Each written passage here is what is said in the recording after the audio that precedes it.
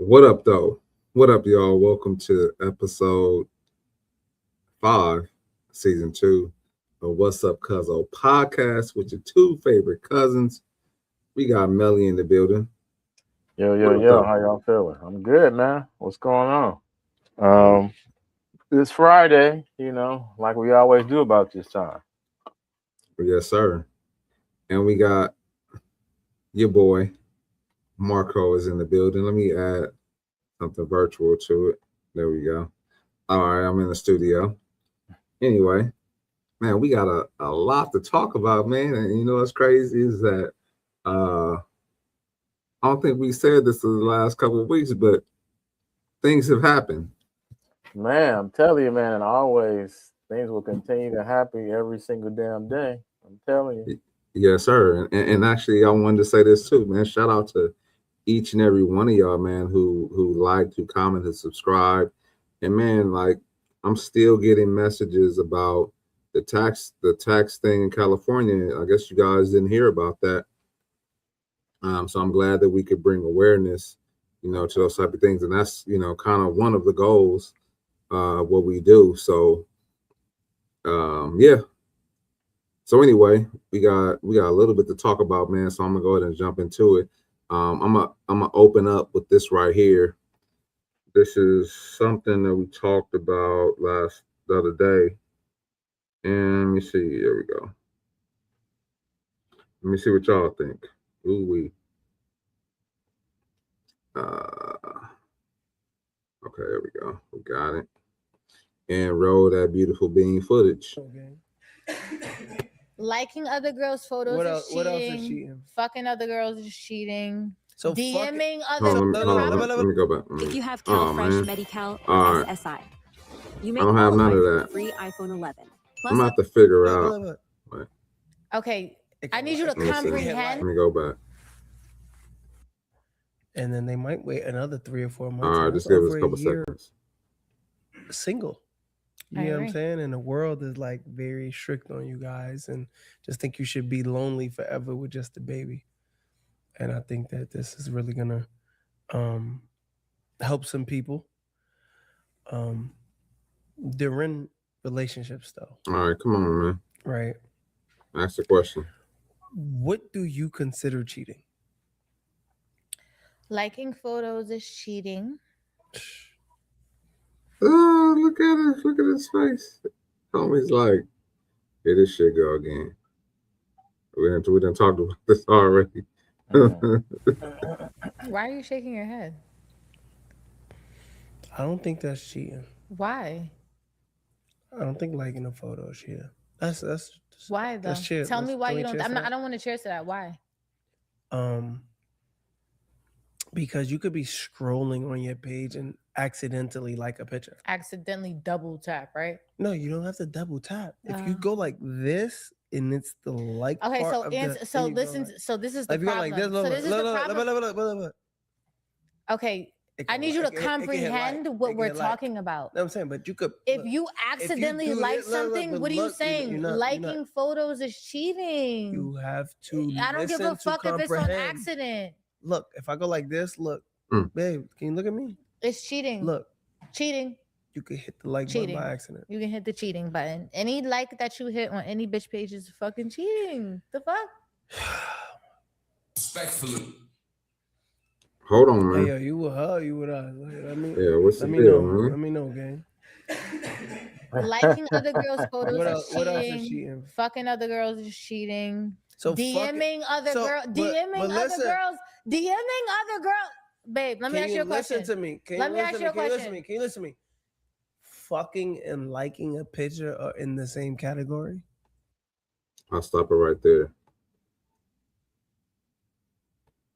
Corla Ray said, liking another girl's post is cheating. Mm-hmm. What you think, Cuzzo? I mean, that's from her perspective. I mean, you got to understand that the mentality and where it comes from.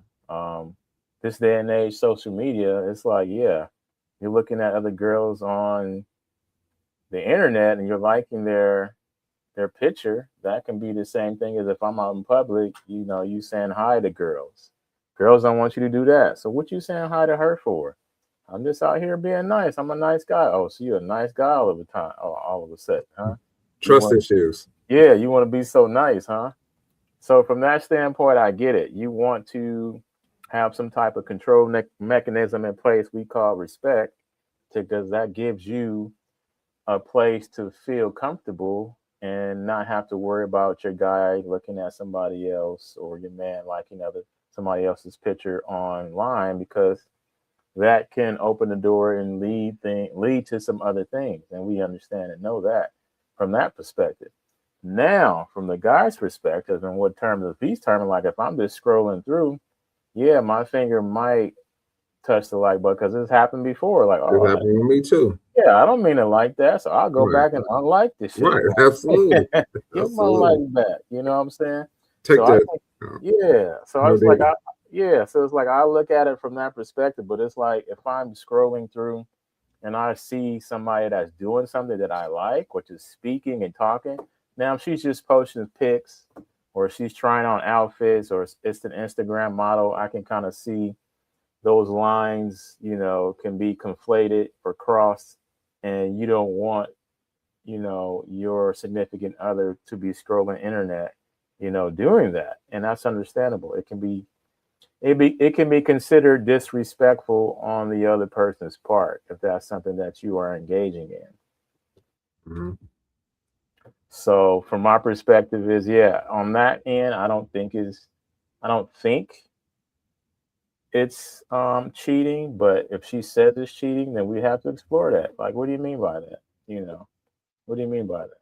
Like if I'm on and I'm, going back and forth, or I like someone's content, I can't like what she said, or you know what I'm saying? You have to clear the air and set the stage so there's not any confusion, because there can be a back and forth of game playing, or gaslighting, as they like to say these days. Right. And that could be grounds for some immature things to happen to where you both play the game, go back and forth. And that's just coming through that process of maturing. It's like, yeah, I'm not here to do this or that or the other. This is what I'm here for. So if you know that, then why do you have to worry about that? So I just look at it from that perspective.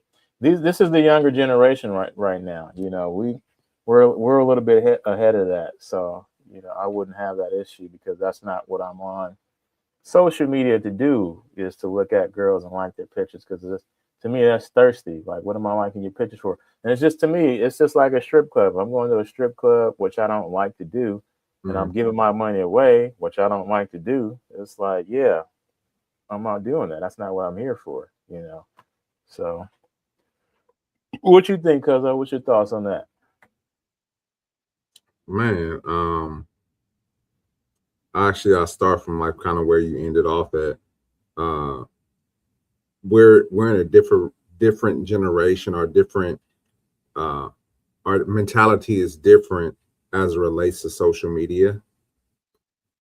I believe that we understand social media, how things work, but we don't live our life, in parallel to social media. Some people, their end all, their be all is social media. Mm. Like whatever social media says they do, whatever these guidelines, what social media are, they follow, and I got into a back and forth, about not posting pictures on social media of my family. Mm. And I could understand how it could be looked at a certain way. And I may post something on my story, that expires, but to have something on my videos, I'm sorry, on my reels and things like that that stay there. I think it might be in my mind, I have a trust issue as it relates to people, because I know how people can be. And so I don't, and that's why I don't do it. And I explain that, but the response was, "Oh, you ashamed of me, or you don't want nobody to know you with me," and things like that, which is totally not what it is. I like to keep my relationship and the people that are able to see my children, etc., private. Right. because people will pull up on you. I done seen numerous of times where somebody's going live and somebody pulled up on them and killed them. And not saying that'll happen Right. in this case, but we don't know. We don't know how people are. Guess what? They may see my son or my daughters, and they be like, "Oh, I know where that's at. Let me come. Let me go over there." Like I don't even want to entertain that possibly happening. So this is in my mind. This is what I do to avoid that. And guess what? As far as liking pictures by mistake, I've done that a number of times. It's like, hey man, like it might be some, some stuff that I definitely shouldn't be liking. There's some suspect stuff, and I'm just looking at it. I'm like, man, let me get off this stuff, and I can think like, oh no, let me go back. They make sure they don't think I like this at all, because I don't want nobody hitting me up. Right. Right. And but this generation is different. They take everything on social media to heart. Social media is in their face all day, scrolling. And I'm not gonna say I'm not guilty of that. I'm guilty of scrolling every now and then. I think because I'm scrolling right now myself. But No, I wasn't scrolling. I was I'm just with you. I'm with texting. you. Yeah, but I'm guilty of scrolling every now and then too. But social media is not our life, and you can tell by Brother Man's response that they had a conversation about that before. Yeah, for sure. And guess what? I'm gonna be transparent, and there have been some photos that I came across, and I'm like, she looked nice. And guess what I did? Kept it moving. Just like to your example, when I'm in the streets and I see somebody that look nice, I look. Guess what I do? I keep it moving. I don't entertain it. But then if I like somebody's content, I'm gonna like their post. Like, I don't see anything wrong with that, whether it's male or female. Yeah. And I think that women have that's kind of why I named this trust issues, because there's some type of issue, in my opinion, that she may have faced in the past, where that liking of the post turned to communications, going down in the DMs, as they say, like stuff happening like that, and where stuff is being entertained. And I think by liking a post doesn't mean that, necessarily, but if you've experienced that, I can understand from her standpoint where she might, think it means something else. Just like looking at a woman, like, I have eyes, like, bro, like, you see that she look fine. What I'm saying? You see that she got ass. What I'm saying? You see that she's attractive. And what I'm supposed to do? Like, look down at the ground? You're not no pimp. What I'm saying? I'm not looking down at nobody's shoes. What I'm saying? I know you've seen those pimp movies. What I'm saying? Where they say pimps up hoes down, where they say, you better not look a pimp in his face, look at a pimp shoes. Nah, man, I'm looking, like, because I'm a man. You know what I'm saying? Now, if I was staring down dudes, then that's the problem. Yeah. Then you need to be worried. But if I'm still attracted to women and I see something that's beautiful, then I don't see any problem with that. Right. But yeah. You got something else? Yeah, I was just gonna say, yeah, it's possibly I'm looking at it as if I'm just scrolling and you liking, pictures of women, like you say, if you come across some as and you just keep going, I think maybe she may be talking about that. I don't want to guess for her. It can be girls, period. We never know. But, I'm thinking like, yeah, it's more likely like, oh, okay, yeah, she looks nice and you like the picture. So it's like, yeah, I don't want you to even be remotely thinking that. And it's like, well, I think about it in life. If I walk past, I'm like, oh, she looks nice. It's not like I'm gonna go find a girl on Instagram and hop in her DMs, which I'm pretty sure people do a lot, but that's not what we're trying to do. So yeah.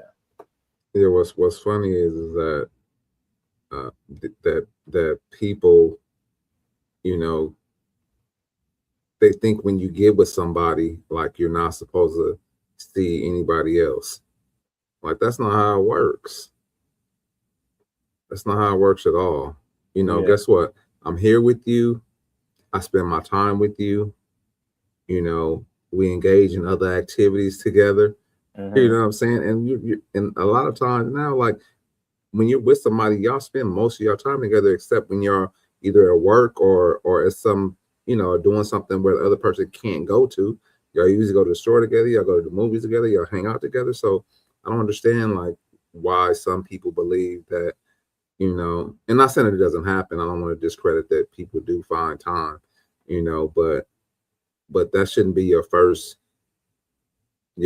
mind, your first thought. You know, oh, it's cheating. Like, no, bro. You know what I'm saying? It's time to, yeah. I mean, we could talk about a whole lot of different other things, man. You know, except that. Yeah, I mean, we could. So it's just like I said, it's one of those things where you need to clarify. And like I said, you know, have the conversation to where the communication is clear and you set the foundation as to, you know, what you're thinking of and what you're looking at as and what are you basing that on? You know, where does that come from? Do we have a history? Is this something that you just are part of based on popular culture in terms of social media and what you should do and what you shouldn't do? Are you worried about me doing something I'm not supposed to do? Or it's possibly just have a conversation just to entertain, you know, the people that are Do you watching. have a history Or do you have a what? history? Yeah, where yeah, or Someone is it hopped, something? Yeah, or yeah, yeah, exactly. Go ahead and say it. someone hopped in your DMs, you Yeah, know, and was you liking your entertaining it, pictures and you entertaining it. Yeah. and you see how they are, and you think that's how all of us Yeah. Right. So this could be you projecting, you know, that on me, 100%. which often happens because it's a trauma response. You know, a lot of women that go through experience to where they're cheated on or they feel like they were done wrong, they project that insecurity onto the next man. So that's another one too we would have to look at. That's a fact. Mm-hmm. Yeah, so on to the next one, man. Hey, actually, before we do that, please like, comment, and subscribe to the channel. Share this with somebody if it's entertaining to you. Yeah, like Cuzzo did, you know, like, hey, we shooting our shot. I'm shooting our shot for us right now. You know what I'm Two saying? thumbs up. Right. Yes, There you sir. go. Like Yeah, she yeah, said, double tap that thing, like she said. absolutely. Even if it's by mistake, Right. just don't come back and Don't come back. don't Yeah. come Just back. live with it. Just Yeah, live just with the let it mistake. happen. Just let it stay there. So anyway, on to Yeah. the next one. So actually this next video it's been kind of blowing up, and I saw it very early, and I started to listen. I tried to, you know, tried to find the source. I started to listen to it, and I was like, man, like I'm trying to avoid saying like when I saw the video and I saw it, I couldn't really follow through and finish watching it, you know. So I had to go back and like That bad. watch it again. I had to watch Right. it again. I had to like Right. force myself to watch it because it was, you know, Dang, just Philo. a different thought process than I had, and nothing's wrong with having a different thought process, but it was, yeah, it to You me it watch was, it's yeah, like you watching the exorcism or something, or the exorcist or it something. seemed like we had Like some what are those things, skin walkers, you know. skinwalkers. Wow. What are y'all talking about right now? Anyway, we're gonna go ahead. Clifton Powell and a couple other gentlemen. I remember their faces, but I can't quite remember where I've seen them at. But they were on a show and they talked about loving the black woman. And so let's see. And actually I'll play the video that went viral. But there's some other points in this video that I want to look at and see what you think or see what everybody else thinks about it. So I'm going to play this. So it's like, you know, you can only say that for so long. Black women are tired, and, you know, kind of like putting onto them like, hey, like, you didn't do this entirely, because everybody in here, several people have talked about, like, you know, going to counseling. Have that upon yourself. Stop waiting for a woman to tell you what you need to do. Take that upon yourself. Let me address that real quickly. For me, I didn't know fucking how to Can I say one more thing? No, I have to say this, because another thing that happens is, too, you live your life for so long, and I'm not meaning no disrespect by It's this. all right, just say it, bro. But when you hit your 60s and your 70s, I want to be right. Okay, but let me. I want to live my life right. I want someone to take care of me and protect me, and that's what a lot of women have issues with. Because I'm living it right the fuck now. As I said, I said 60s and 70s. Let me say this. Don't overtalk I'm me. gonna fucking overtalk you I'm because good, you're talking out but of you're line, not nigga. gonna disrespect You don't know me. what the fuck you talking I about. am. I just do. love at 60, I do. bro. You don't know what the fuck you talking about. Oh, I do. Because you can't I do. shit. I You do. don't know it, nigga. I do. I'm good. You don't know what the fuck you talking about. Fuck out of here. All right, we're gonna stop it right there. Yeah, they had a spirited debate, and I'll just say this: I was kind of confused about why we're having this topic, why we having this discussion, about this. And Kolo, you still there? Yeah, I'm still here. Oh, okay. And this particular point, I mean, I really didn't have much to say about this particular part, honestly. There was other parts in the video that I probably would have more to say, but we watched another video where Kurt Franklin's podcast, where they were talking about Kev on stage was talking about his brother passing away, and there was other points in that particular podcast where they were talking about different things, and you had NLE Choppa, which is, recently, I guess, took on a new leaf, and he, it's more reading the Bible more and things like that, and so he was forcing like his opinion on things. But you have one gentleman who's 20, and then you have one gentleman who's 40. You have both say they're believers, right? And I kind of explained it to my boy like this, and I'll go back to Clifton Powell because it's similar situations, sort of. But when you have a new Christian or a new believer, they are like a baby snake. They don't know how to control their venom, right? They don't know how to control, their mouth, their tongue, right? So, Chopper was speaking for a 20-year-old, and he had some losses, yes, but he didn't live a 40-year-old life. He lived a 20-year-old life. And so this is a similar situation. Clifton Powell is 69, he said. Shout out to 69. No, I'm playing. We're not gonna turn it to that type of show, but so Clifton Powell has lived a full life, and he talked a little briefly about his upbringing, but there's some experiences that he had at 59 or 69, I'm sorry, that this other young man hasn't had.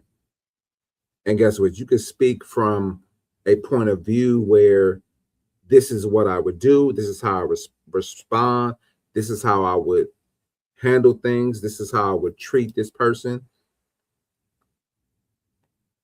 But you can't necessarily, I mean, you can say that.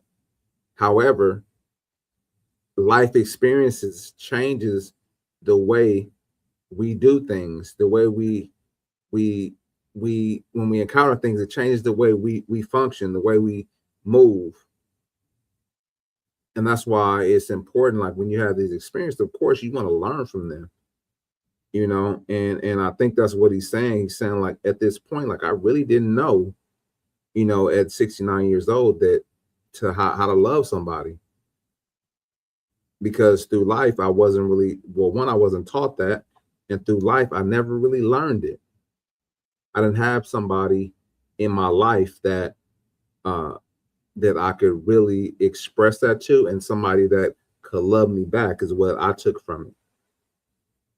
And so to speak from a younger man's, philosophy, yeah, you know what? I might know things. I know I'm gonna handle this like this when it comes my way. I know I'm gonna know how to love. But guess what? What if you get beat down multiple times? You don't know how you would handle it. You would like to believe you know how you would handle it, but I don't think you fully know how you would engage in that type of situation if you were encountered. Just like, you know, when I play basketball, I would like to think that anybody that I come across, I'm gonna whoop they. Hey, I'm gonna go to work. I'm gonna lock them up. I'm gonna score buckets on them. Guess what? There's always somebody out there better than you. You know what I'm saying? So, you know, you never know what that interaction will be like. And so, I mean, I think it's good to have that mindset, but experience is best teacher, as they say. That's the, you know, that famous saying. So, because I'll let you jump in, and then I'm gonna get the next video ready.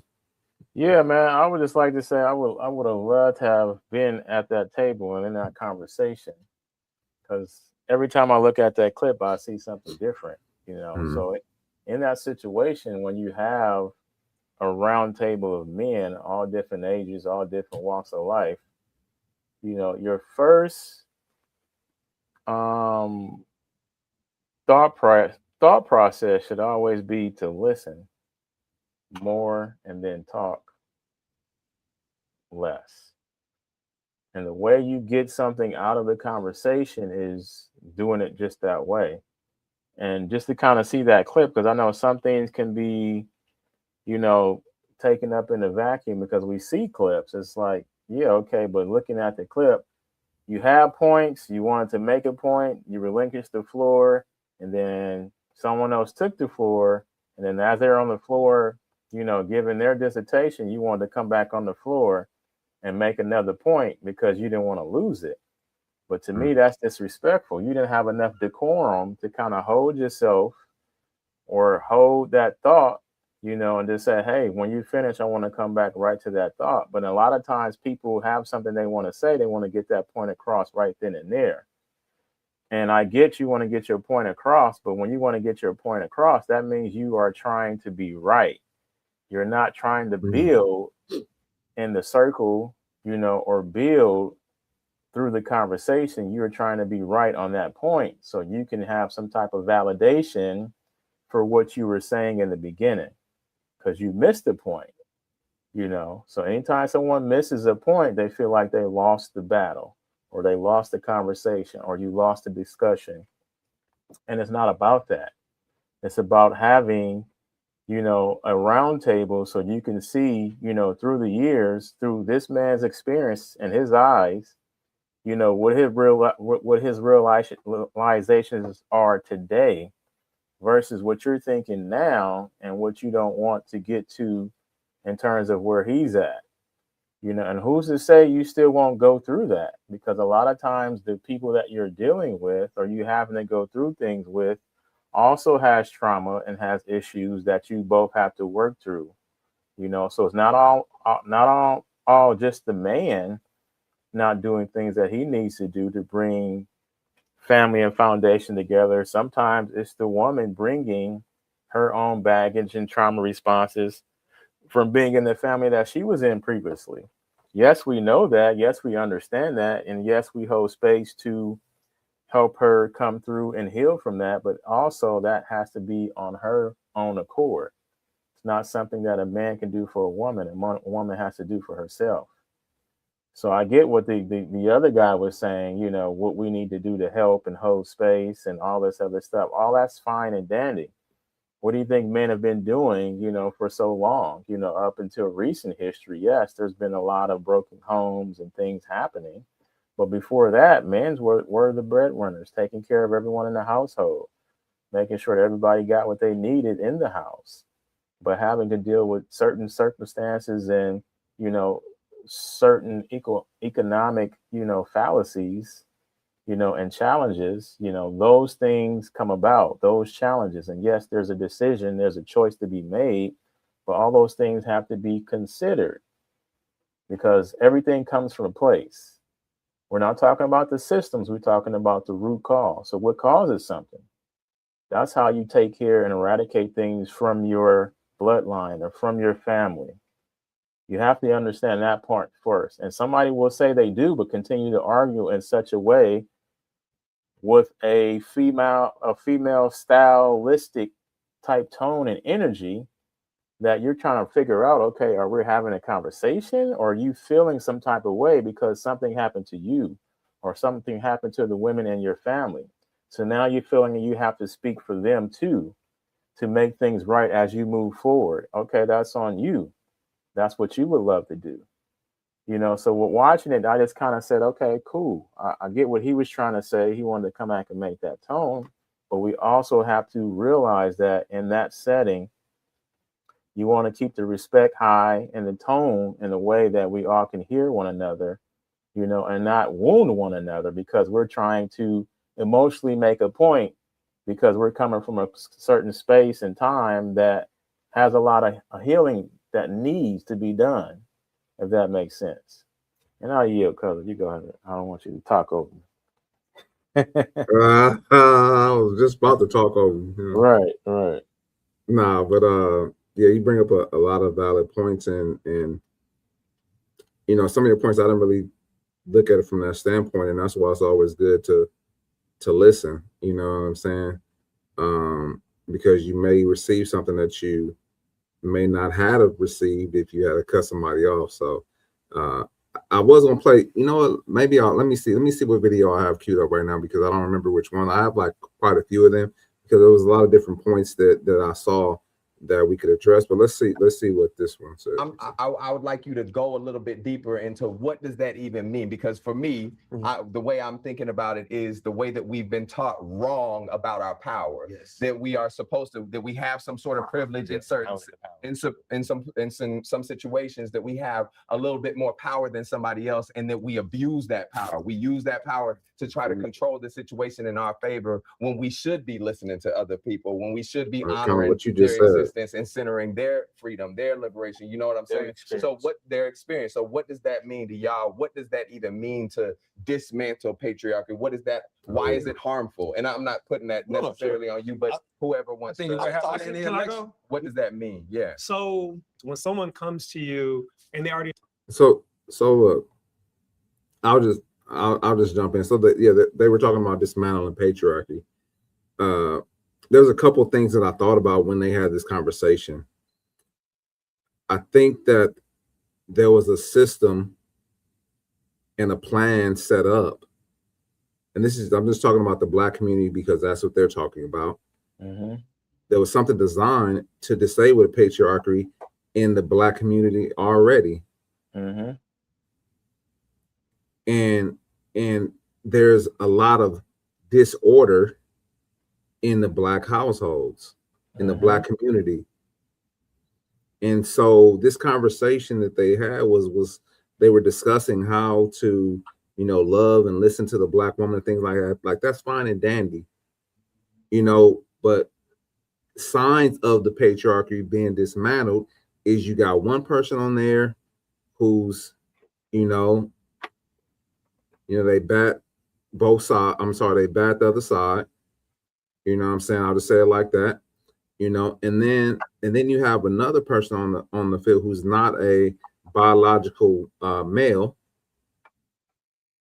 And then you have a dude who, and maybe I shouldn't have watched this, but you got a dude who played a gay dude on P-Valley with Uncle, whatever the dude name is, Uncle, whoever the gay guy is. One of the guys on there, the one who was talking about him and his kids and things like that, he played that. And then you have a lot of them on there that said they were single, raised in single parent, single mom households. So that shows a dismantling of the patriarchy already. Mm-hmm. So I didn't understand what the hell they were talking about. Like, we need to reestablish order and we need to reestablish order in our Black families, in our Black communities, in our Black households. Like, Black families thrived when there was mother, father, and children. That's when we had our own. That's when we were highly educated as a family and not just individuals. Right. Then came in I just lost my train of thought. Then the government brought in, they said, oh, you know what? They give you a little money if you get rid of the Black man, get him out of the household. Guess what? We'll make sure that you could take care of your household yourself. You don't need a man no more. Mm-hmm. guess what? Then we're gonna throw crack into the communities, and we're gonna make sure that guess what? This is Plan B, just in case Plan A doesn't work. And now and not only did we have to like fight back from slavery, we got to a good point in history, and then it was tore down again. And so for you to say dismantle the patriarchy, that I was like, what the hell are y'all talking about? Like we need to reestablish the Black community house, and it starts with the man. And people say this all the time, that the Black woman is the most endangered person ever. No, it's not. Guess what? The Black man is the one who's hunted out in these streets. Like he's the one that people say, oh, I fear for my life for. And guess what? When he goes home and I'm not saying all the Black women, because there's a lot of great ones out there, but when he goes home to the Black woman for peace, he can't have peace in the household. And so where does he turn to? And I'm being funny, but there's a song out there that says, by Escape, where do I run to? You know what I'm saying? Where does he go? If Ain't no running. Man, he can't find peace out in the streets, like trying to handle his business, trying to work, trying to provide for his family. And he can't find peace at home.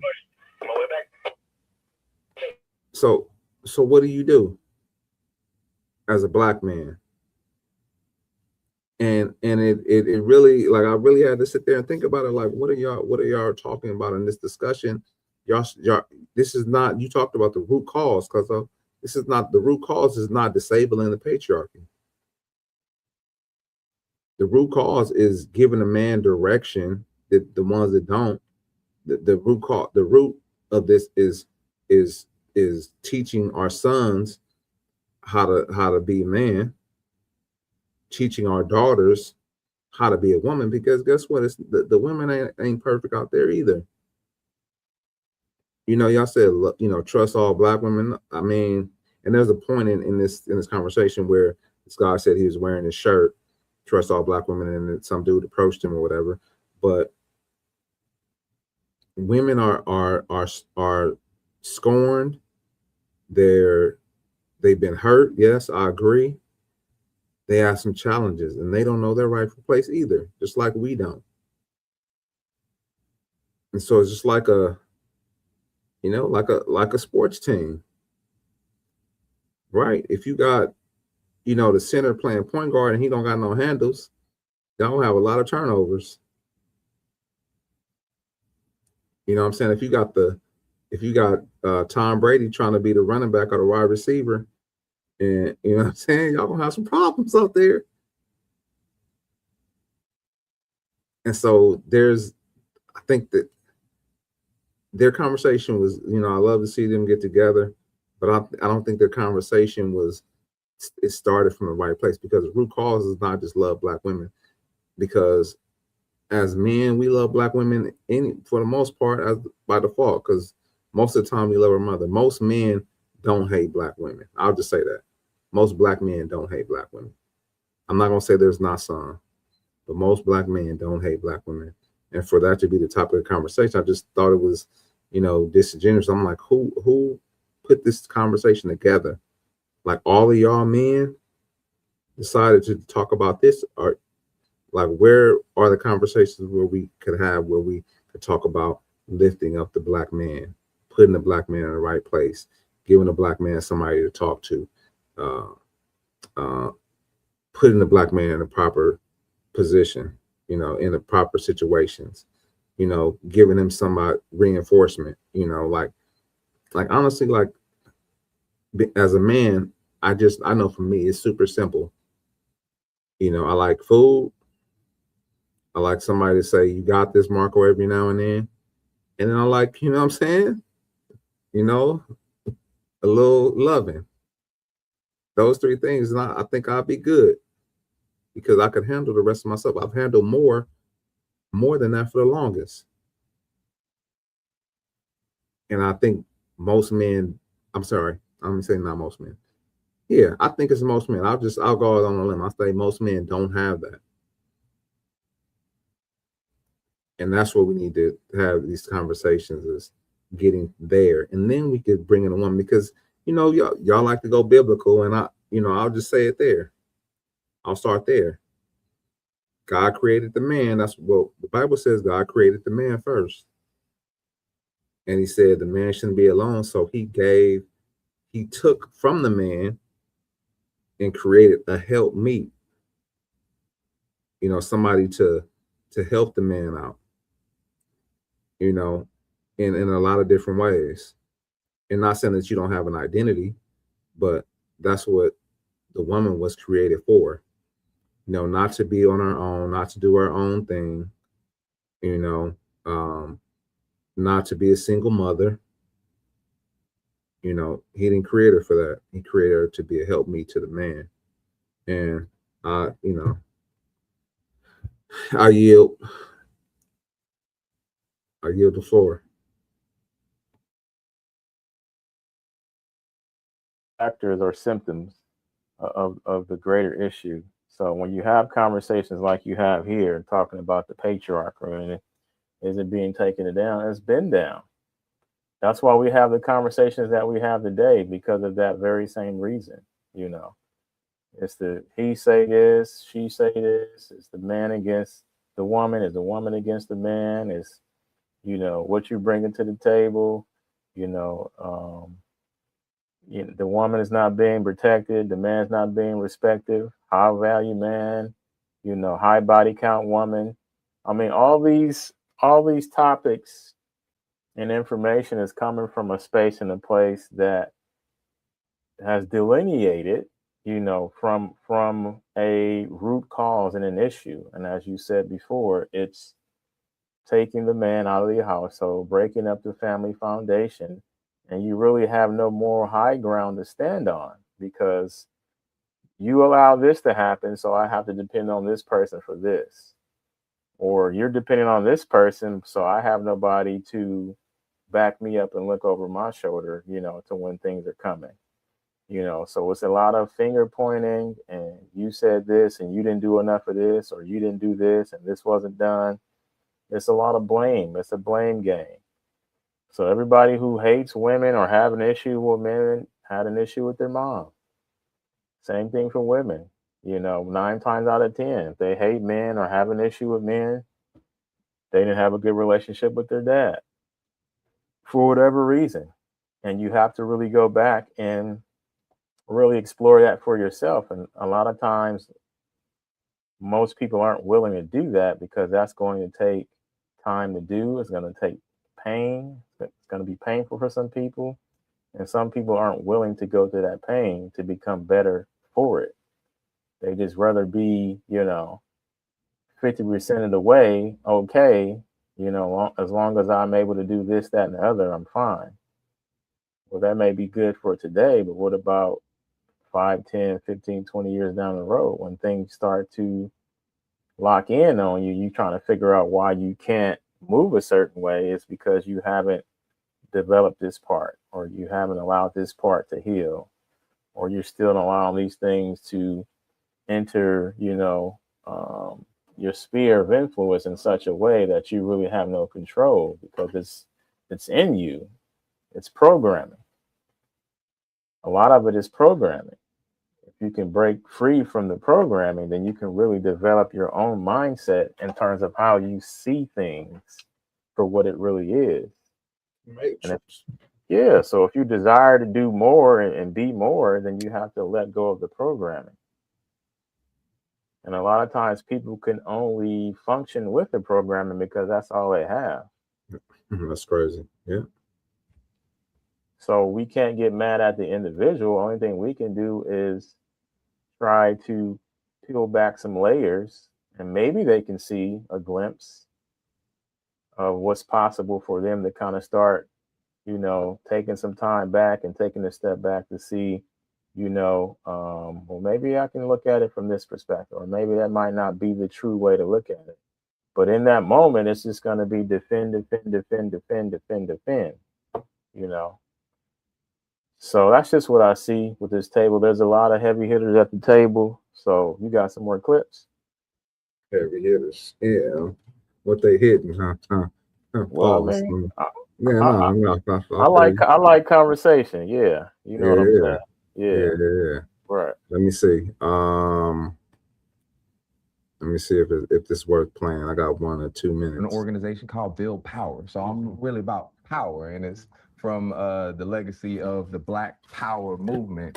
And I don't think you can get any closer to power than the person who birthed it. Right. Yes. The Black woman, Yes. right? Yes. A lot of the time, it's Black men that stand in the way of it, right? That get in the way of, what we're supposed to be empowering, what we're supposed to be collaborating with. And so when we're thinking about things like, Sister Song is steeped in reproductive justice. And when we talk about reproductive justice, it's the human right for bodily autonomy. Now, here's the thing.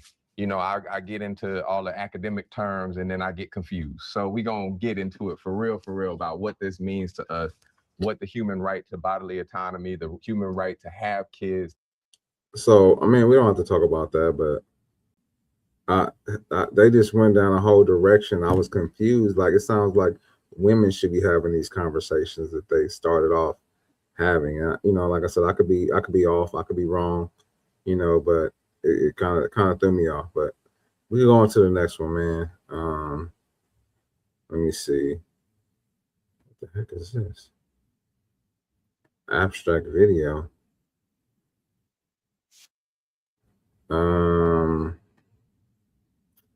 Oh yeah, we'll go right here.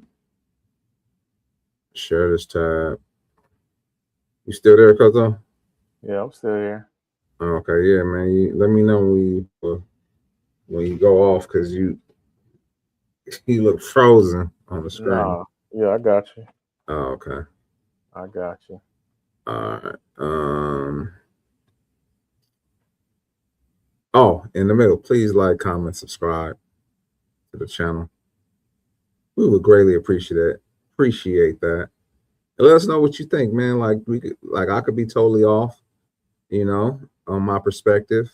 Well, actually, it's my perspective, so I don't think I could be off. That's just what I believe, But let us know what you think inside of the comments, ma'ams and sirs. We appreciate you. So, we talked about taxes, in the state of California, and how they're proposing, or they're working on getting together a tax that would charge drivers on the California roads an additional tax per mile. And I just wanted to I saw another video about New York. They're potentially going to raise property taxes for those in New York. And so this could be something that trickles down to us. We'll see what happens. Let's see what they have to say about it. Mayor Mamdani's proposed budget has scared a lot of people. Homeowners, co-op and condo owners, building owners, anyone who could see their property tax bills go up if Albany doesn't find extra money to bail the city out of its fiscal crisis. Political reporter Marcia Kramer has the story. Flushing, Queens is a neighborhood of homeowners who are proud of their leafy streets, tiny plots of land, and the ability to have a touch of suburbia. Many, like Paul Graziano, have lived in the neighborhood for decades, but now they're worried they could be forced out by Mayor Mamdani's threat of a huge property tax hike. He says of his neighbors, I think they would freak out. Paul is worried too. Absolutely impinge everything. I mean, I'm raising a 9-year-old kid, and everybody knows when you're raising kids, it's every dollar counts. His taxes have already skyrocketed. When he bought this home in the neighborhood he grew up in, the taxes were $2,800. Now they're $11,000. Mamdani tax hike would mean another hike of over $1,000, and he's furious. This is coming from someone who has never had to fight for anything in his life, who grew up in privilege and wealth. So, of course, raising property taxes on rich people, such as himself, isn't much of a burden. But it's not just homeowners. Ann Korshak owns 2 small West Side buildings, which each have 10 apartments. There's no restraint. They just come to us as if we're an ATM machine. She says the Mamdani tax hike, if it comes to fruition, will affect her tenants too. It's going to make it much harder for me to replace a boiler. Instead, I'm going to repair it. Patch a roof instead of replacing a roof. Those are the kinds of decisions you have to make when, 40% of your rent roll is going to the city and property taxes. The mayor says raising property taxes is not his first choice. He wants more money from Albany, but this is a budget that reflects the only tools that the city has at its disposal. When we are speaking about property taxes, that is a tool of very last resort. Okay. Let's see, Mayor of New York. Actually, let me stop sharing it. Let me see. Mayor of New York. Not to.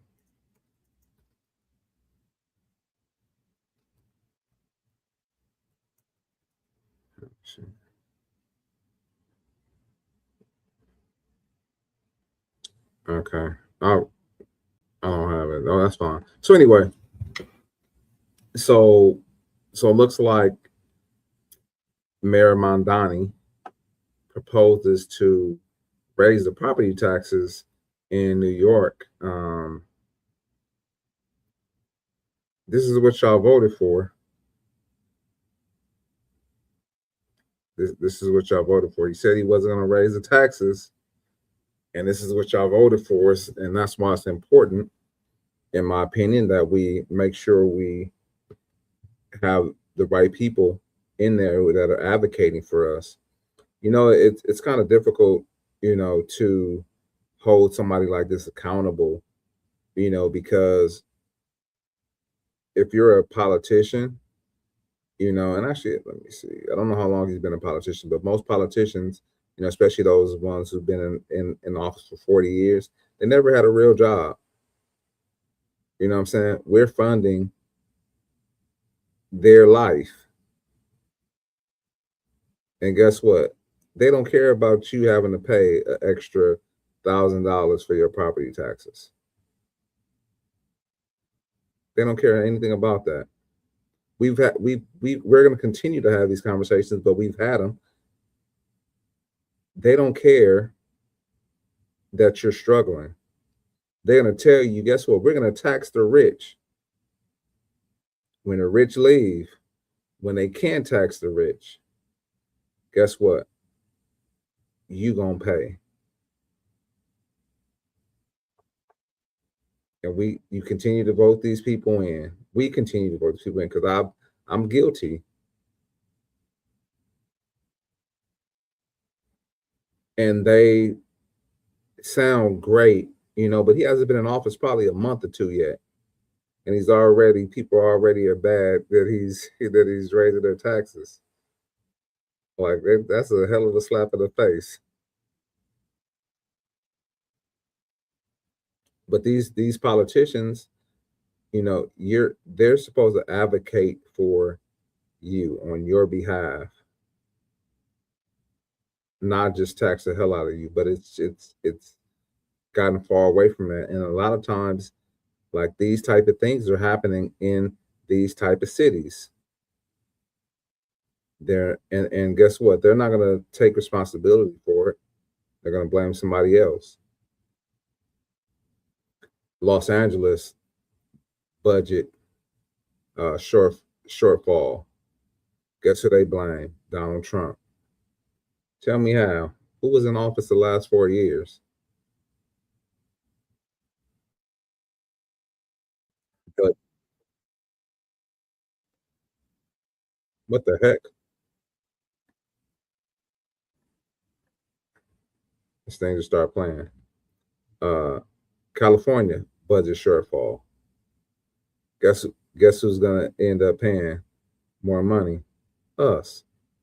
Because it's gonna happen again. Because our great governor of California has mismanaged the money. And you know what? He has a nerve. Man, I saw this dude today. I don't know if you saw the tariff decision that was made by the Supreme Court. And he had his nerve to post on there, "Oh, give everybody back a refund." Man, where's our refund at for the money that you taken from us, that you mismanaged, and that we don't know where it went to? Can we get a refund from that too? Man, trying to deflect. Like y'all don't have, like they don't have anything else to stand on. I wish you guys would open up your eyes and see what they're doing. Stop having, as they call it, Trump derangement syndrome. Guess what? He's not perfect. He's a man just like me and you. He there's some things that I don't agree with that he did, but guess what? Look in front of you. These people that say they're advocating for you, like what have they done to make your life different? What have they done to make your life better? You know, we were talking about the whole black and brown conversation, right? What did Kamala Harris say she was going to do for black men? What did she say she was going to do? If we elected her as the president of the United States, what was she going to do for black men? Tell me. Tell me what she said. Oh, you don't know? I'll tell you what she said. She said that she's going to legalize marijuana. Whoop-de-doo. For somebody that doesn't drink marijuana, I'm sorry, drink, smoke, eat, you know what I'm saying, whatever you do with it, you know, maybe to help this tooth that's bothering me, but that doesn't advance my life either way. By her legalizing, I don't have a weed business or anything like that. So we need to start looking at these individuals. And so I told you guys that these people was going to start making these things, having these things affect us. Y'all voted him in. One, he don't want to clean up the trash. I saw that trash piled up on the sidewalk. And now now it's time to do the budget. And guess what? His first thing, he's gonna raise property taxes.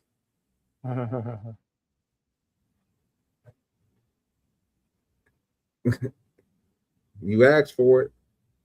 What's that song? You want it? I got it. Dripping like water. You want it? I got it. Dripping like, hey, candy, you got it. You got what you wanted. You know what I'm saying? That's what you voted for. So, but in all jokes aside, this is something that's going to continue to happen in these cities, that we start allowing these people to act like they run us. They're the spokesperson for us, and they should be speaking what we're speaking, not their own thoughts. If we say, oh, we want to see schools better, they should be advocating to make schools better. If they say we want less taxes, they should be finding ways so that we tax less. And guess what? It may not be a 1 year, 2 year, 3 year fix. It may take time, but they got to have a plan. Not the first thing you get in office. Guess what? To fix the budget, tax.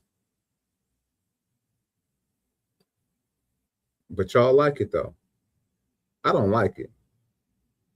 I was listening to this dude this morning, and he was giving like his breakdown, like the breakdown of his budget. And the dude is in tech. He makes a lot of money.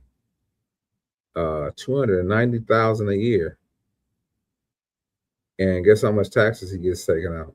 100 and something thousand in taxes. That he works hard for. That's crazy to me. I don't know. Some people might be like, oh, he makes a good amount of money. That's a good amount of money. But yeah, it is. But wouldn't you want to keep a larger majority of that? What are some ways that we could tax people less? What are some ways that we could, fix the budget shortfall? Like that's the mindset that they should have in it. But like, you know what? First thing, tax. I don't know, man. New York and California usually are the first people to start doing things like this. Then you got Chicago too, is in there, and then it rolls out to everybody. So like this mild tax, I don't know. I won't be surprised if you see this in other states. We'll see though. All right, Cuzzo, you. Yeah, I mean, I wonder if you could sue somebody for false advertisement. If someone said, I'm not going to do something, and they end up doing it, That's false advertising. I voted for you because you said you were not going to do this, and then you turned around and did this. That's considered false advertisement. Your campaign you ran on was to say, I'm not going to raise taxes, I'm going to tax the rich, or whatever it was. It wasn't anything about raising taxes for the working class. That's not how you got hired or elected, per se. So it's just interesting to me that, levels of accountability only fall to the people that actually uphold the system. Um, People are considered human capital, chattel property. So anytime you want to get more out of, your human capital, you're going to raise taxes on them, or you're going to raise this just a little bit, because they're not going to do anything other than complain. They're going to do just enough to try to get by because they don't want to have to do things the hard way. Things can become hard slowly, but do things immediately the hard way is, you cut everything off, you shut it off, you shut it down. You want this government out of here. We'll do it ourselves. If you can't do things the way that the people want them to be done. It's supposed to be we the people, but it doesn't seem like that's happening. That seems like it's something totally different going on. And it is right in your face. So whatever they're explaining, I don't know who you're explaining it to. What are you explaining it for? This is not what the people want, and you know that. So what are people engaging in? This is theater. This is something that they're doing to satisfy what? What are you satisfying? You're not satisfying the people. Who are you speaking to? You're speaking to the people that don't want what you have to offer. Nobody's going to say, yeah, we need to raise taxes because you guys stole the money or mismanaged the money. So we're going to go ahead and be accountable and responsible for that. But that's what's going on. You guys were pledged as collateral. So that's why they're going to keep raising taxes. And until people understand and notice that and know what's going on as a normalcy, like as normalcy, not, oh, conspiracy theorists, or not, oh, this is a theory. No, this is what it is. You can research it for yourself. So when they raise taxes, that's just them doing their job because they need to. It's not even about getting the debt under control. I remember a few years back, it was like, oh, well, we're so many. It's not even about budgets anymore because they print money daily now. So it's like you can forget about that. It's not even about that. They're going to continue to devalue your dollar, continue to try to take money out of your hands, take control away from you, make property taxes so high that you are not able to own anything. That's what's happening. What else is there? What's the playbook? Somebody tell me in the comments. If you know it, we can all see. People can say I'm not dumb, but then we act like we don't understand what's happening and what's going on.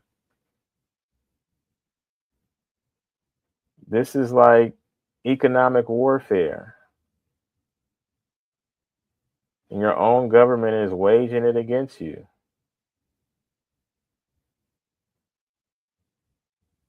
What else could it be? You haven't given any other reasoning that this is happening. You haven't said, oh, well, because we sent all this money over to this country or that country. Oh, because, our economy is stabilized because of tariffs. You can't even blame it on tariffs anymore. You're just doing things haphazardly now because you can.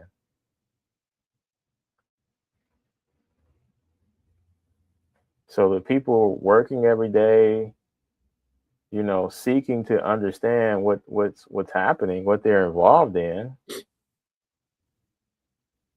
you're not getting any real answer. All you're getting is, oh, well, we're gonna do this law now. We're gonna enact this new tax, or we got to do this now.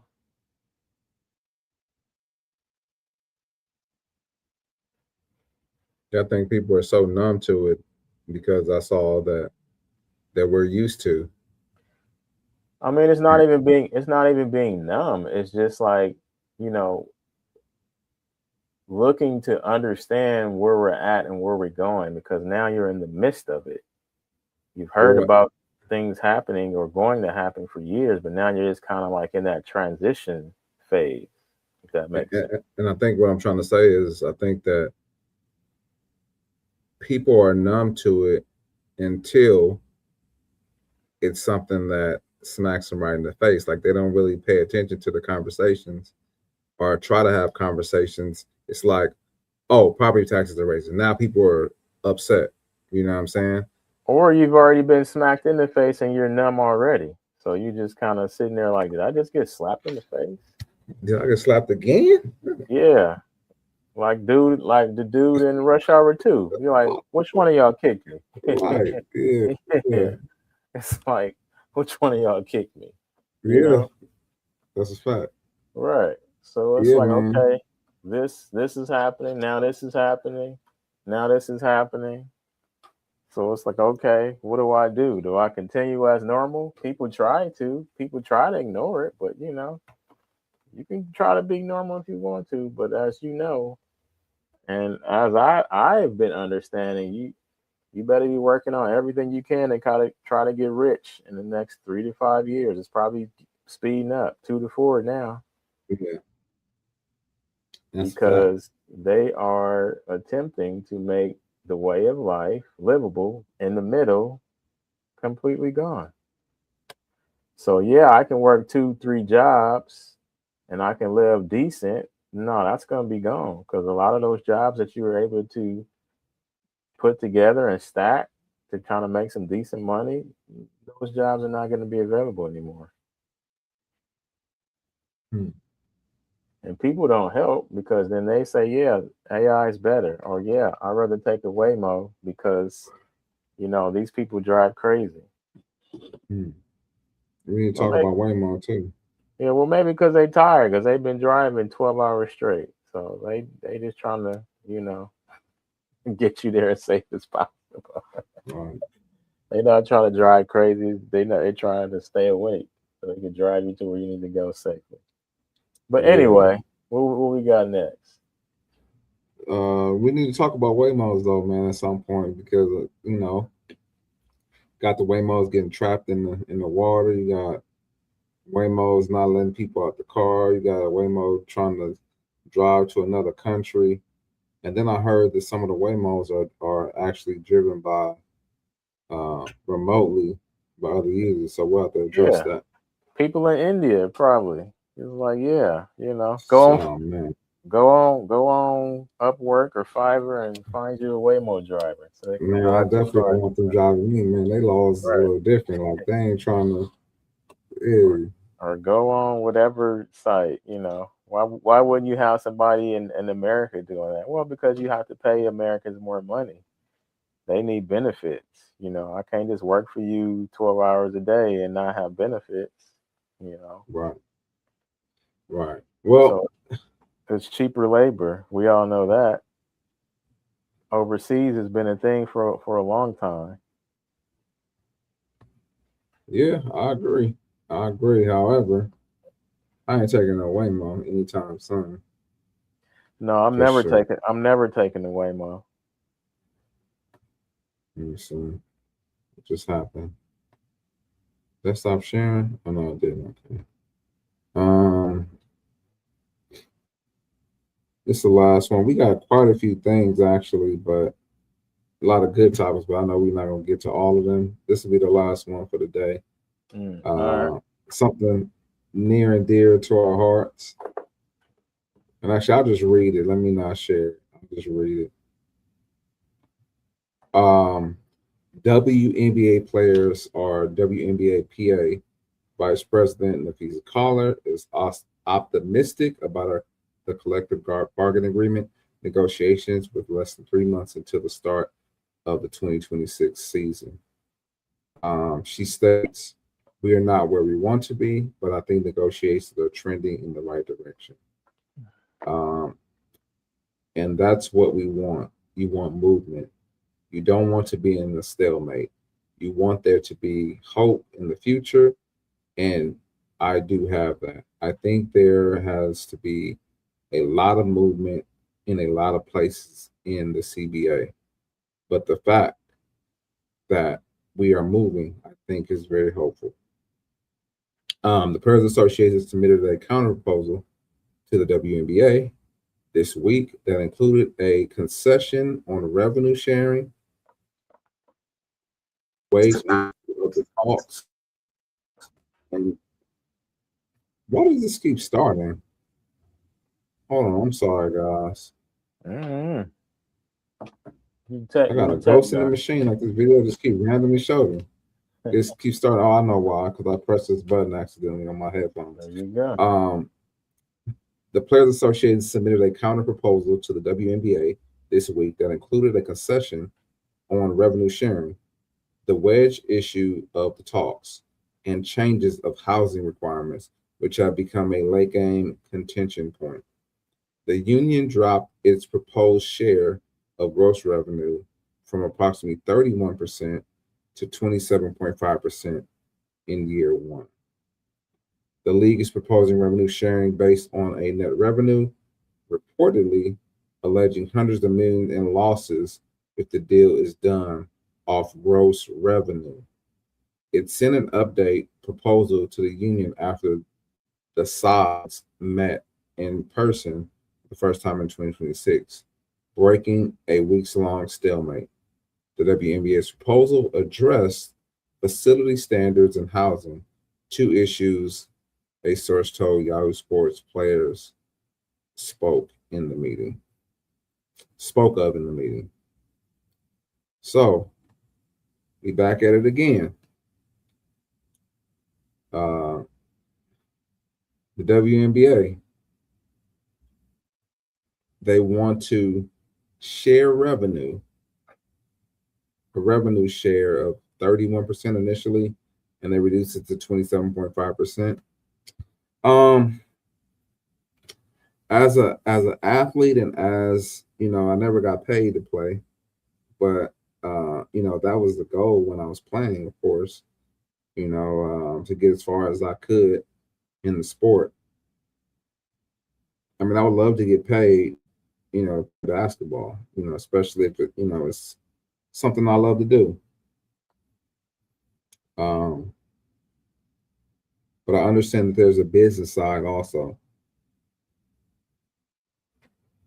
Like it has to make sense to both sides for things to work out. And so if you look at it like this, let's say we had a business together. And so the business, you need, I don't know, let's say it was a restaurant. You need food, you need cooking supplies, you need furniture, you need employees, you need a lot of other things. You got to pay rent, light bill, water bill, gas bill, etc. And we were in business together, and say, for instance, I was like, okay, yeah, I'm gonna take all of that on and pay all those bills, rent, light bill, gas bill, pay for the supplies and everything. And then we break the profits. So when we receive profits, we break the profits down the middle. Since I took on all the other things, I'm still going to be at a loss, but you're going to be in a positive because you didn't have to put your money up for anything. And I think that's, in my opinion, I could be off. There could be some underlying factors that I may not know about, but we know for a long time the WNBA they haven't been profitable. They've been subsidized by the NBA for a very, very long time. And they did see some success. And I agree that people are watching the sport a lot more now than they have in the past.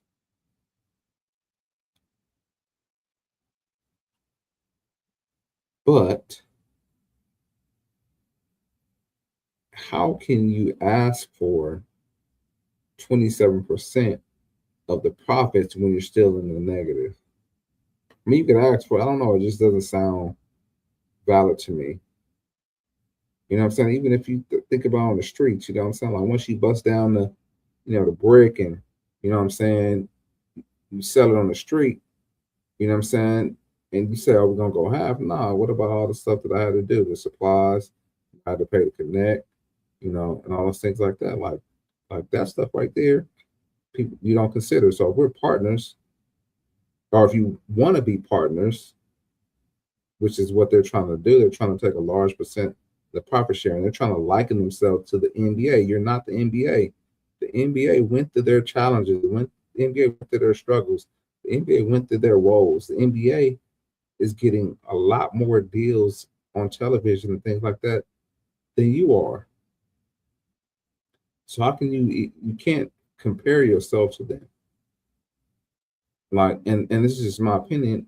I think they just need to take, I mean, of course, let it be reasonable, but think from a mindset of, if I have money, how can I share profits with somebody who paid all the costs? And guess what? If they decide to do away with the WNBA, I mean, that means the NBA will be profitable. You know what I'm saying? Like that's less money that the NBA has to see going out the door. I don't know. I just don't get it. I don't know if they're thinking about it. I know there's a lot of businessmen, that they make money. I don't know if they handle some of their business themselves, but they obviously are not seeing it from this viewpoint. And again, I could be missing something in these conversations. I could be off. Yeah. I'll take it from the standpoint of, yes, this is a mutually beneficial situation, but I'll just go back to the same point I was making before. This is human capital. So without the athlete, without the entertainment, this is not a business. And I think they're looking at it from the standpoint of, we're the ones out there putting our body on the line every night. We should have more access to the profit versus the owners, the coaches. It's just the same as, okay, if you have, like you said before, if you had a McDonald's, the owners are the one that make all the money. You're only paying your employees $17 an hour, 20, 22, 24 for managers. And it's like most of that profit doesn't go to the people that's actually working the business, that's actually putting their body, their blood, sweat, and tears out there on the floor. And I could see that from that perspective. Those are the ones that should be able to share in whatever's coming in. It may not be revenue, it may not be profit, or if it's profit, we should be able to have a bigger piece of that pie, because we're the talent. I got something to say, brother. I'm not gonna cut you off. Yeah. So I'm just looking at it from that angle and that perspective, in terms of, how it may be looked at. Because I've heard that before. It's like, yeah, we have to go back to back sometimes, and 4 nights in a row, and then we don't even have a team playing. I was just 4 nights in a row. I would just listen to some of these people, like if it's a playoff game or something like that. I don't remember who said it or who were saying it. Maybe it was 2 nights or something like that. But okay. You sometimes have extraneous circumstances. Not circumstances, but scheduling in terms of okay. How much energy you have to put out there. When you're in a profession that's entertainment. So yes, there's going to be more asked of you, if you are maybe in a certain city, if you're a certain caliber player, if you have a TV deal to where you're supposed to be on TV more, then yeah, you may be having to play games more often than not. So I think but they haven't been. Yeah, what I'm saying. Yeah, what I'm saying is, yeah, be careful what you ask for, because if you do get what you want, then things are going to be changing. You may have to play more games in the season. They may up y'all games and say, okay, y'all want more money, then y'all got to play more games. It's going to play Or 10 games back to back. Or if y'all want more money, okay, we got to add 2 more expansion teams because now we got to have more competition. Yeah. So it's like just looking at it from a business angle, and then when it's an entertainment business, it's always okay. How many people can we get in here? Seats. What's the revenue come in? What's going out versus what's coming in. Yes, we have TV deals. You have advertising deals. There's a lot of different money that's out there, but you just have to be understanding and knowing that when you ask for something, be ready whatever's going to come along with that. So I would just say, looking at it from that perspective, I get it. Looking at it from a business side, yeah, it doesn't seem like it's a good investment. But, we'll see what happens, I guess, pretty soon here. Well, yeah. Let me ask you this though, like from that perspective, are both I mean, from the business perspective, I agree with you. They are the talent. I agree. How long does a business go negative until they decide to go a different direction?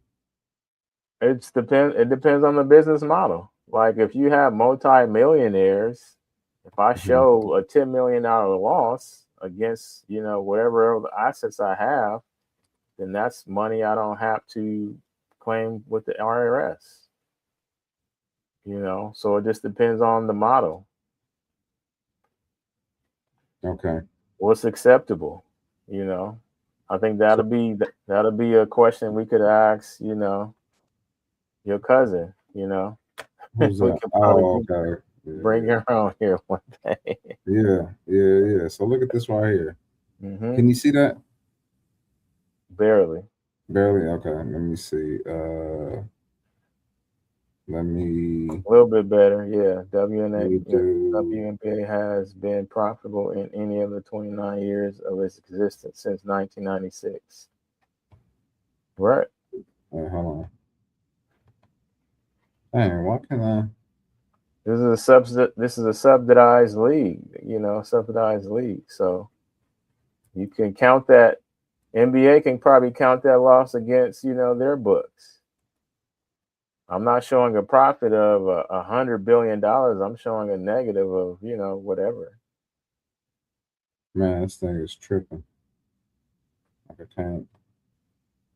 All right. Well, I guess I gotta do that. Okay. Yeah. So 29 years they've been unprofitable. Mm-hmm. And so we know it's a subsidized league. I think that's part of the problem is that it's being subsidized Mm-hmm. and there's no profit. And so they're continuing being subsidized. So to continue to pull income from a ship that's already burning, I'm saying, are already going down, you know, as from a business standpoint, I don't agree with it. I'm saying? That's just me. Whether you have talent or not, the talent is not talenting. You know what I'm saying? Like, so something needs to change. And guess what? And this is, I'm not saying that they just need to take nothing.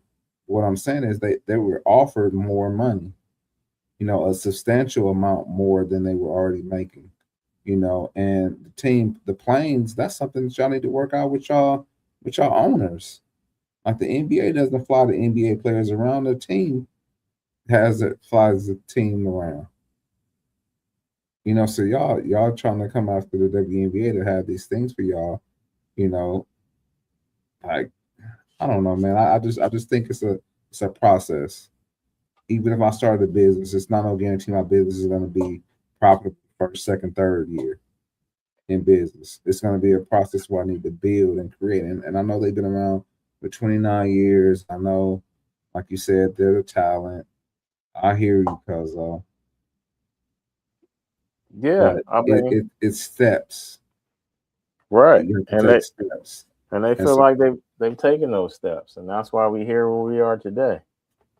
well, that's they not thinking, they feeling. I mean, if you have entertainment that people may watch or not want to watch because of the brand, you know, or the talent, it's not really the brand's fault or the talent's fault. It could be either or. We don't know. Okay, let me ask you a question real quick. I'm sorry. Hold that thought real quick.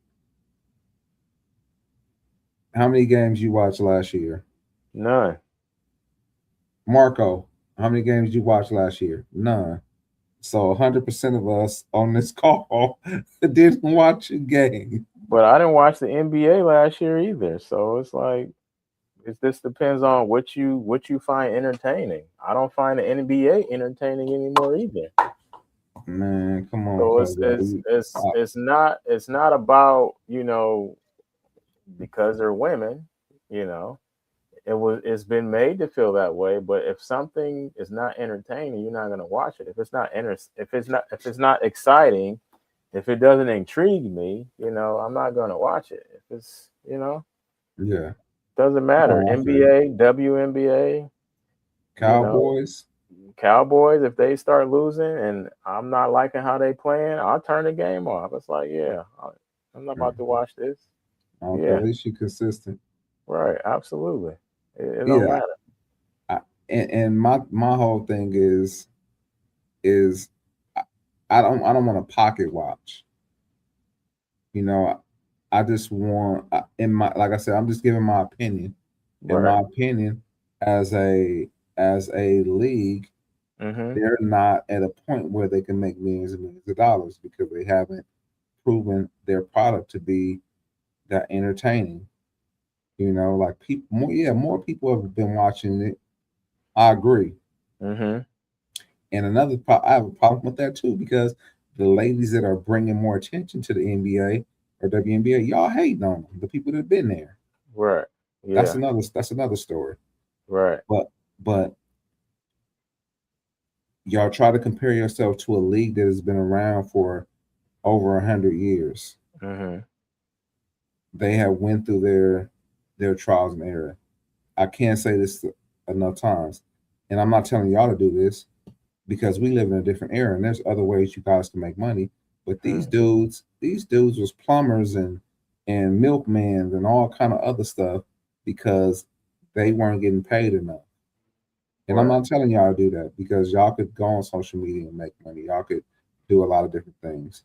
But I just think that we'll see what happens. And like I said, I'm not trying to pocket watch. Get y'all money. If they give it to y'all, then get it. But from my standpoint, the product is not good enough yet. That's just in my opinion. These women, the women that are advocating for them to make money, they don't even watch the damn game. So how you gonna complain? You don't even watch the games. You don't go to the games. You don't support them. You don't watch them on TV or anything. Right. And so that's my point. I'm over it. Well, my last point is, only way this could work is if every team in the league is a nonprofit.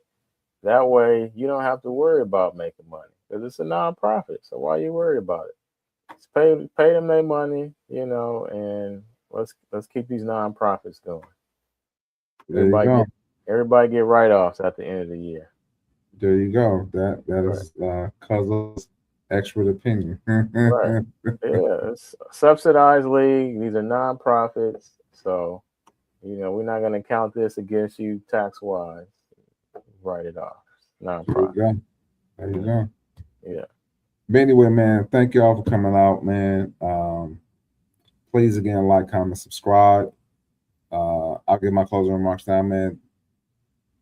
Thank you, Cuzzo, for always bringing your opinion and your expertise to the show. We appreciate that. And man, that is all I have to say. Thank y'all for coming out. God bless you. Good night. Yeah, no doubt. Appreciate you, Cuzzo, always coming on here, man. You were injured. You played through it. You gutted it out, man. I appreciate you for doing that. And yeah, appreciate y'all coming in, checking in, commenting, subscribing. We're slowly picking up the pace. So we enjoy having these, relaxed conversations. And, even though we got a lot of things happening in the world right now, it's good that you can come together and have these conversations at a level to where people can get their points across, say what they feel, and possibly learn something from one another, by having these conversations, in the form that everybody could be heard, whether you feel a certain way about it or not, whether you agree or not. We're able to keep it respectful and at a level to where people can, listen more and talk less, receive so they could achieve. That's all I could gotta say. And y'all enjoy your weekend. Absolutely. Have a good weekend, man. I'm gonna go get me some clove. You know what I'm Yeah, man. saying? Go get that clove, man. Get that baking soda, man. Hopefully that helps you so you won't have to go to the dentist and they tell you you got root canal or something. Man, well, what's crazy is this tooth already has a root canal. Oh, see, there you go. And sometimes they don't be doing it right. People be having to Man. go back.